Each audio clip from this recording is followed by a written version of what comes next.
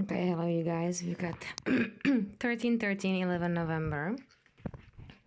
You see the synchronicity, 12%. Well, it was 13% a while ago when I got the idea actually to do very fast update.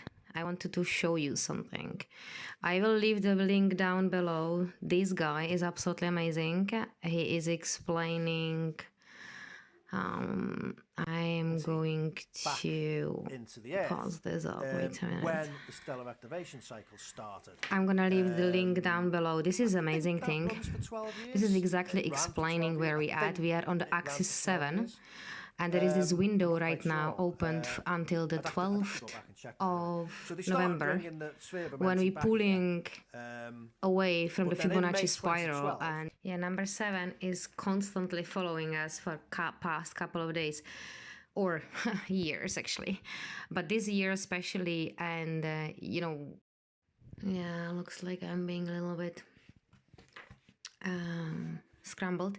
Yeah, I have a lot of problems with the technology recently, so you might have a problem with technology at the moment. Yeah, we are at the axis 7. I wanted to show you this spot. See this black arrow practically. That's where we are at on the template of this reality. I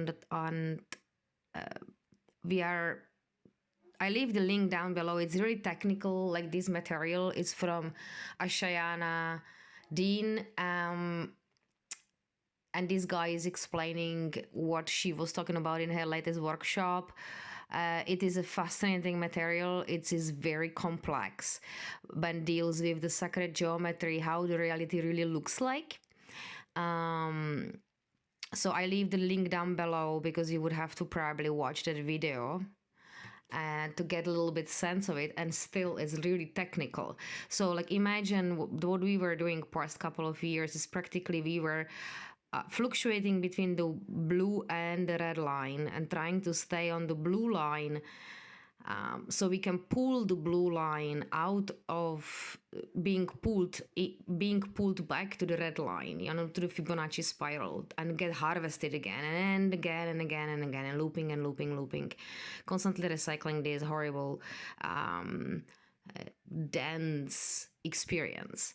So at the moment we are in the window when we finally can pull the crystal spiral and stay on it and experience a little bit of abundance and really start doing what we came here to do, having a better experiences, none of that bullshit what we were like running past, I don't know, 5,000 recycling years or how many years and lifetimes you have to came in here and do the shit. So we are in amazing time for sure. It's called the snap point. It is a really, really important information that I highly recommend you to watch, because now more than ever until January, February, March, April, for some reason I'm being interrupted. Yeah, anyway, now it doesn't work, see? Okay, well, anyway, that's why it was so intense, guys. Because, closer and closer those two spirals get to each other, more intense it gets. The pull to go to the red spiral and being again recycled in this realm is ginormous. So we will have all sort of interferences, dreams, pain in the body is gonna be huge because we are purging practically the old timeline. We are transmuting that type of energy that we can actually pull, that it doesn't have that much power anymore over us. And that's why we need to stay as conscious as possible and work consciously with whatever type of energies are showing up for us at the moment, because it's gonna be ancestral I heard Lisa M. Harrison has a brilliant energy update. She was speaking about some like a curse from the grandfather. That's how it feels like. You know, my latest update, I was saying, oh, it is on the left side, but the moment I posted the video, it shifted it for me and it started on the right side. So I was crucified. Actually, I'm in a pain. I cannot say that I feel good in the body. I don't.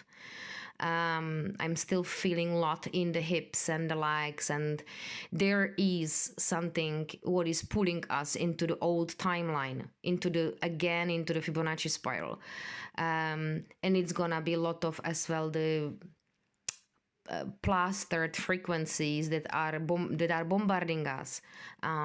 So be very careful what you're doing, what you're consuming. Try to stay in your own energy field as much as possible and create some happy bubble.